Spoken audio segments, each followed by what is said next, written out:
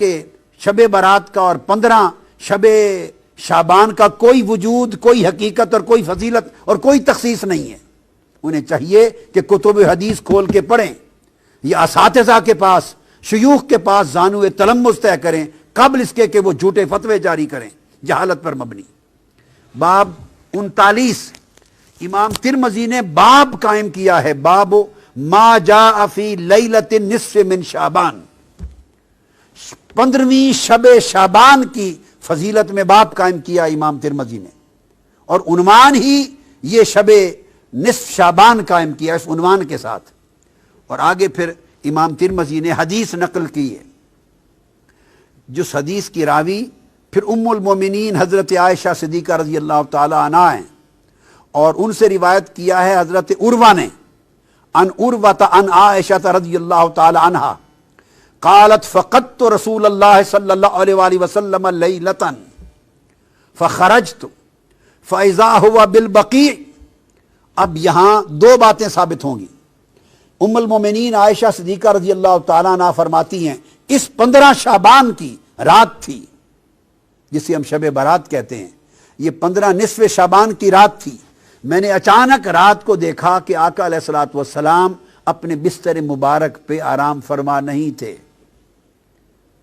جب میں نے دیکھا کہ بستر پہ آرام فرما نہیں ہیں تو میں فوراً گھر سے نکل پڑی آپ کی تلاش میں۔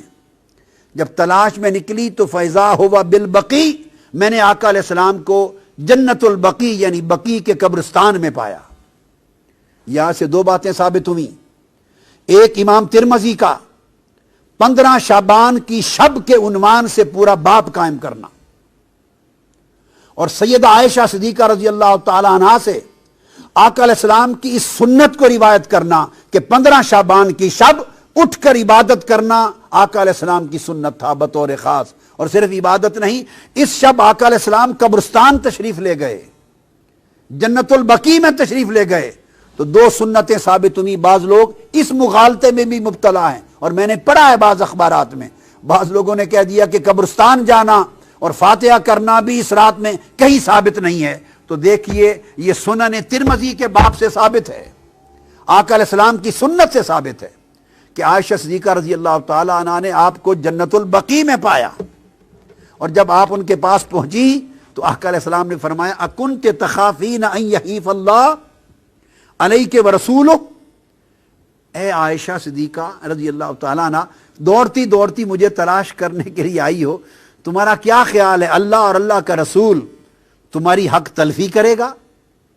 اب یہاں ایک بڑا لطیف نکتہ ہے، ان کو ایک گمان گزرا تھا جس کو آگے بیان کرتی ہیں، قلت یا رسول اللہ انی ظننت انک اتیت بعد نسائک، یا رسول اللہ صلی اللہ علیہ وسلم مجھے خیال گزرا، گمان گزرا کہ شاید آپ کسی اور زوجہ مطہرہ کے حجرے میں تشریف لینے گئے ہوں۔ یعنی وہ رات باری کے اعتبار سے ام المومنین عائشہ صدیقہ کی تھی، اور ایک بتقاضا بشریت جب اٹھی نصف شب رات کو 15 شعبان کو تو دیکھا آقا تشریف فرما نہیں ہے، ایسے بتقاضا بشری خیال آیا کہ کہیں آقا علیہ السلام کسی اور زوجہ مطہرہ کے ہاں تشریف نہ لے گئے ہوں۔ اب آقا علیہ السلام ان کے ذہن میں اس مخفی خیال کو جان گئے، یہ اس نبی کی بصیرت ہے، یہ اس نبی کا علم ہے، نبی کا کشف ہے، نبی کی نگاہ ہے کہ وہ کس خیال کے پیش نظر وہ تلاش کر رہی ہیں۔ تو آپ نے فرمایا ایک تو جان گئے، دوسرا فرمایا کیا تیرا خیال ہے کہ اللہ اور اللہ کا رسول وہ تمہاری حق تلفی کریں گے؟ یعنی اٹھے آقا علیہ السلام تھے، تلاش حضور کی ذات کی ہو رہی تھی، مگر آقا علیہ السلام نے ان کا گمان جو آقا علیہ السلام کے بارے میں تھا اس پر اللہ کا اسم شامل کر کے فرمایا کیا تیرا خیال ہے کہ اللہ اور اللہ کا رسول حق تلفی کریں گے؟ یہ نہیں فرمایا کہ رسول حق تلفی کرے گا، نہیں، بلکہ فرمایا کہ اللہ اور اللہ کا رسول ایسا کریں گے۔ اشارہ اس امر کی طرف تھا کہ رسول کا ہر عمل وہ رسول کا نہیں ہوتا، وہ اللہ کا عمل تصور ہوتا ہے،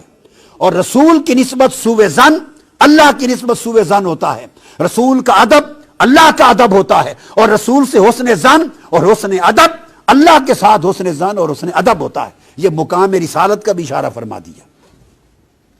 تو انہوں نے جب عرض کیا یا رسول اللہ مجھے یہ گمان گزرا کہ شاید آپ کسی زوجہ مطہرہ کے ہاں تشریف نہ لے گئے ہوں،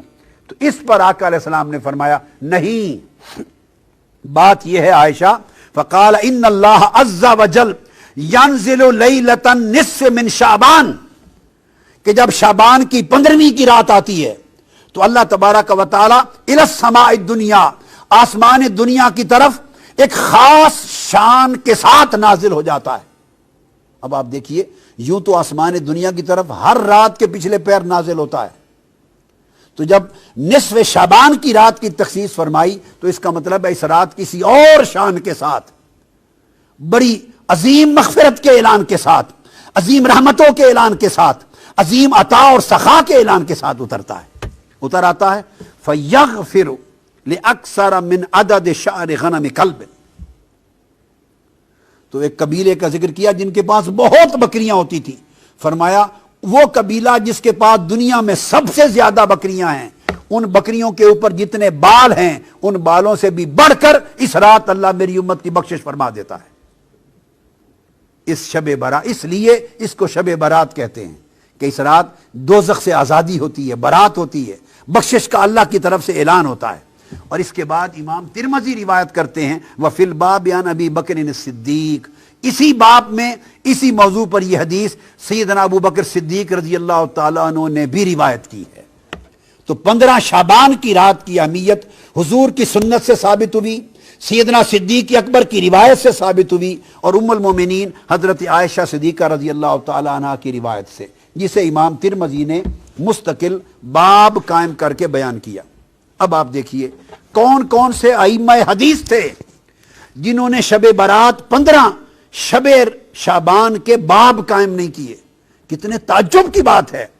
ایسا نہیں ہے کہ ہزاروں لاکھوں احادیث کے ذخیرے میں کوئی ایک آدھ حدیث چھپی پڑی ہے